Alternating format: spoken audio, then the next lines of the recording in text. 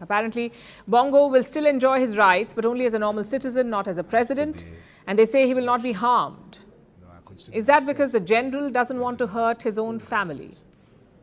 Why do I say this? Because the new president, the General Ngema, is related to the Bongo family. He's apparently a cousin of Ali Bongo.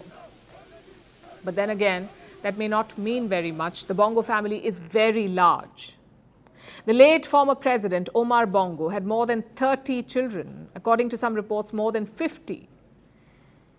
So the general may not be all that close to his numerous cousins, but blood is not the only thing that he shares with the Bongos. He's also been accused of nepotism and corruption. He served in the Presidential Guard after graduating from a military academy in Morocco. In 2009, when Ali Bongo became president, the general was sent on diplomatic missions to Morocco and Senegal. He also happens to be a millionaire. Between 2015 and 2018, he bought 3 houses in the US, in the state of Maryland, and they were purchased for more than $1 million in cash. When asked about these properties, the general told the press that a person's privacy should be respected. Unless military service in Gabon rakes in millions of dollars, how do you afford million-dollar properties in cash?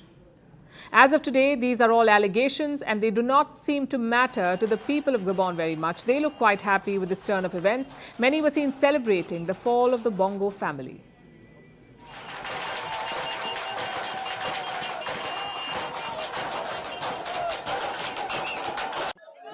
Now is the time for change. 60 years of dictatorship have ended. Amen. It's August 30, no longer August 17th. Now this is the Independence Day. The army has freed our country. We are free. We have the right to be free and to express ourselves the way we want. Because we didn't know that we could be freed. But today we are free. Let me take you back to that statement that Ali Bongo made from under house arrest. He asked people to make some noise. Well, as you can see, they are making a noise, just not the kind that he'd like to.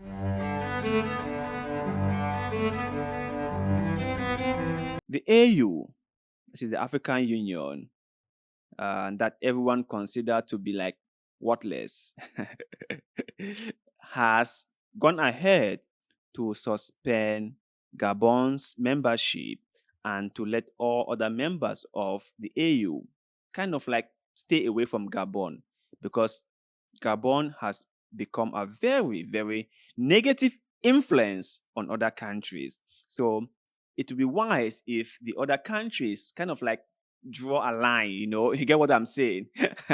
And this is funny because this is like the playbook of the AU. When there's a coup in Africa, what the AU does is they issue a communique suspending the membership of the country and then ask other members not to deal with that country, which most of the time it doesn't really work because countries still have the right to have bilateral trade with each other. So whatever the AU says doesn't really have any significant impact on the country that has had a coup or on their neighbors if they wanted to trade or deal with them. If AU wanted to be an organization that will be taken seriously, then AU has got to do things that would let people see that the AU is serious. Because all these things they are doing, no one is taking them seriously anymore. The AU has got to put their feet on the ground. They have got to put rules in place that they have got to enforce. And they have got to prove to all the Africans that they are not being a sellout to the West.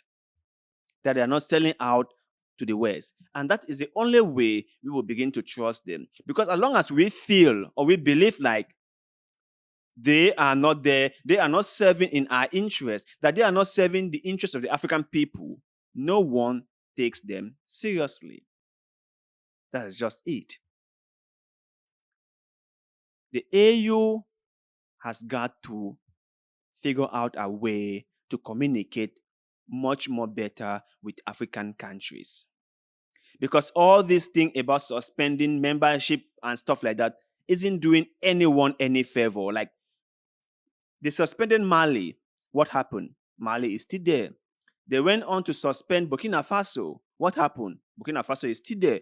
They went to Niger. is still there. Guinea is still there. And now Gabon. Well, Gabon will still be there. So all this suspension of membership doesn't really work out, or it doesn't really deter any other military if they want to stage a coup. Because they'll be like, we don't care about the AU. The AU is so toothless. The AU is so spineless. The AU has nothing to offer. So why should we care about them? And that is true. The leaders of countries in Africa will go on to change the constitution that would be to their favor, and the AU will say nothing. France will come to Africa and collect all our resources, and the AU will say nothing. The Chinese will come to Africa and do unbalanced trading with us, and the AU will say nothing. The Americans will come and impose their stuff on us, and the AU will say nothing. But when the people in the country decided to take their country back, that is when the AU will become very, very proactive. But all the other things that are going on around Africa, the AU is not saying anything. In fact, the AU is not even seeing it. It's not seeing it.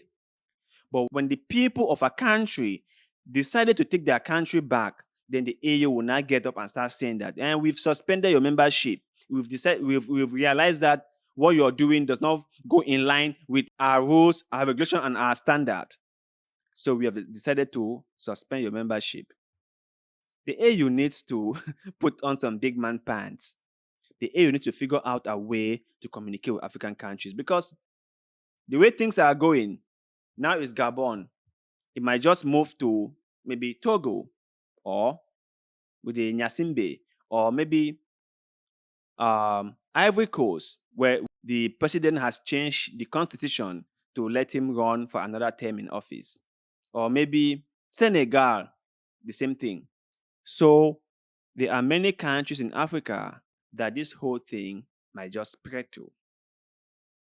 But you guys out there, what is your take on the AU's decision to suspend Gabon from the Union? Are this suspension of members working out? Like, are people scared of staging coups because the AU will suspend them?